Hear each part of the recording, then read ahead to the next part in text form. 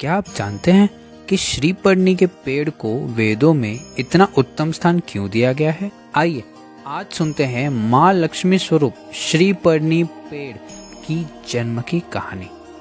हमारे पुराने समय काल में एक अत्यंत तेजस्वी मनु महाराज हुए थे। मनु महाराज की पुत्री का नाम था देवहूति। देवहूति इतनी विद्वान थी, इतनी रूपवान थी कि उन्हें कोई योग्य वर नहीं मिलता था। तब मनु महाराज करदम ऋषि के आश्रम सिद्धपुर गुजरात में आए। करदम ऋषि के तेज, ज्ञान और रूप को देख राजा बहुत ही प्रसन्न हुए और उन्होंने करदम ऋषि से प्रार्थना की कि वो उनकी पुत्री को स्वीकार करें। करदम ऋषि के हाँ करने के बाद महाराज मनु ने सिद्धपुर में आके उन्होंने अपनी पुत्री का दान करदम ऋषि को किया था। अब राजकुमारी देवहूति को जंगल का जीवन पसंद नहीं आया था, इसलिए वो उदास रहती थी। एक दिन करदम ऋषि के पूछने पर उन्होंने बोला कि प्रभु, राज सुख की जगह जंगल का सुख हमें ठीक नहीं लगता है। करदम ऋषि ने श्री की उपासना की थी और श्री की उपासना के दिव्य 16 मंत्र बनाए थे, जिसे श्री सुक्त के नाम से जाना जाता है। उनमें से एक मंत्र है हिरण्यय वर्णम हरिणीम सुवर्ण रजतश्रजम चंद्रम हिरण्यमयीम लक्ष्मीम जात वेदो म आवाह। जब उन्होंने 16 मंत्र बनाए और जब आखिरी में हवन में त्याग किया इदम न म, तब उस हवन की शक्ति से श्रीपर्णी का पेड़ का जन्म हुआ, जो गुजरात में सिद्धपुर में हुआ। वेदों में इसका अत्यधिक महत्व बताया गया है। फिर कुछ वर्षों बाद कपिल मुनि का जन्म हुआ।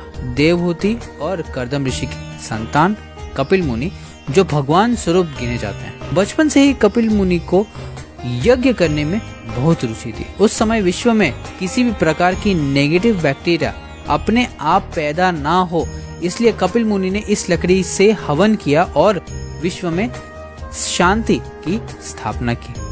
हमारे इतिहास में ये लकड़ी धन्वंतरी की प्राप्ति के लिए उत्तम मानी गई है। धन्वंतरी का मतलब है हीरे जवाहरात सोना चांदी नहीं।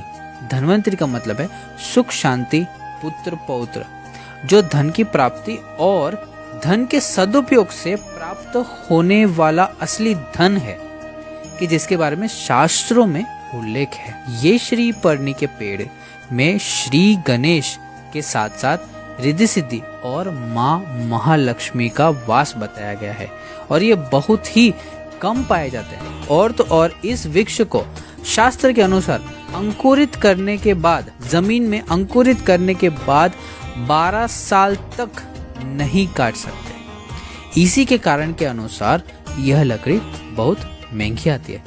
आज हमारे पास ऐसा ही एक सुनहरा अवसर है अपने मंदिर में विराजमान करने के लिए। सेवन की लकड़ी से बना शुभ और पवित्र कमल के फूल के आकार में एक आसन।